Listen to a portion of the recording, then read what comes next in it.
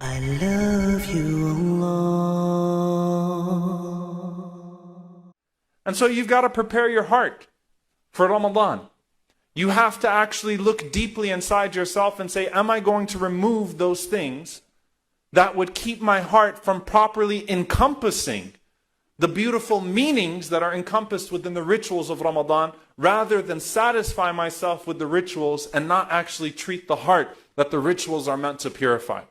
How do I prepare my heart for Ramadan? Now we know that there is a nightly practice that we find from Abdullah bin Amr bin al-As, may Allah be pleased with him, in the long hadith in which he followed that man home that the Prophet ﷺ said was a man from paradise.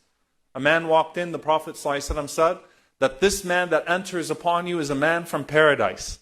And he followed the man home, spent 3 days with him, saw no extra prayer, saw no extra fasting, saw nothing special in regards to practice, but asked him at the end of it, what is it that distinguishes him? And the only thing that he could cite was that every night before he sleeps, not only does he purify his heart and forgive those that he holds a grudge against, but he actually asks Allah to forgive them as well.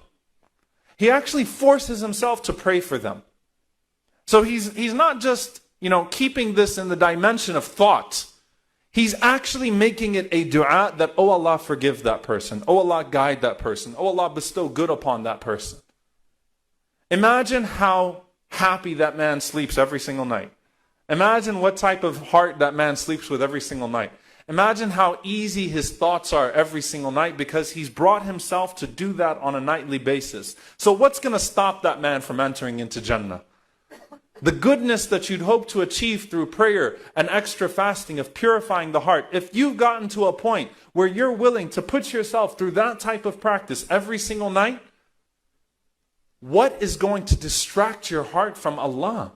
Because ultimately that's what these things do. They burden the heart. They take their toll on your heart so that your heart doesn't have any space for your worship. Your heart doesn't have any space for love of Allah because it's too busy hating somebody else. Your heart doesn't have any space for prayer because it's too busy with envy. Your heart doesn't have any place for ibadah because it's too drowned in ithm. Meaning worship cannot come into it because of ithm, because of sin. We all have legitimate grievances. We all have people that have legitimately hurt us. We all have people that have legitimately wronged us. We all are surrounded by injustices, and all of us in some way are guilty of injustice ourselves to somebody else. Even if it's just by silence or by being complacent in injustice towards someone else. The idea here is not to rectify those wrongs in society. Allah teaches us to rectify those wrongs in society, to rectify those wrongs in our lives. But don't let it mess up your heart. Because if your heart is impure, there's no way your tongue is going to stay truthful. And if your heart is impure and your tongue is not truthful, then what does that say about the rest of your actions? And what does that mean when you meet Allah subhanahu wa ta'ala? May Allah purify our hearts, make them ready for Ramadan.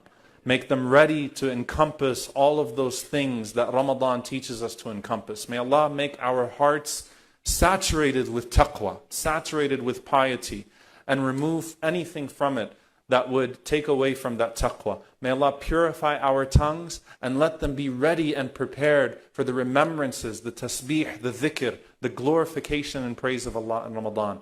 And may Allah subhanahu wa ta'ala allow that to be the case with all of our actions. And may Allah subhanahu wa ta'ala look at all of our actions in the capacity of His mercy, not in the capacity of their performance. Allahumma ameen. أقول قولي هذا واستغفر الله لي ولكم ولسائر المسلمين فاستغفروا إنه هو الغفور.